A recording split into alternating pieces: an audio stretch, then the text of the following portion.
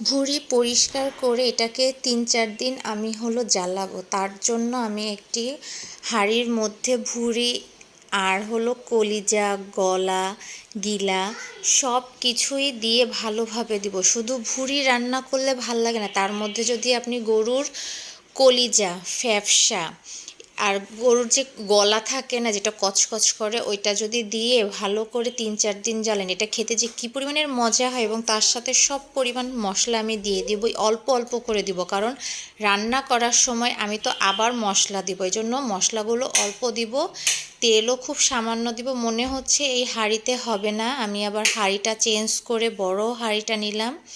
এখন মনে হচ্ছে এটা ভালোভাবে হবে এবং এটাকে খুব ভালোভাবে নাড়াচাড়া করে আমি গরম পানি দিয়ে এটাকে জ্বালাবো।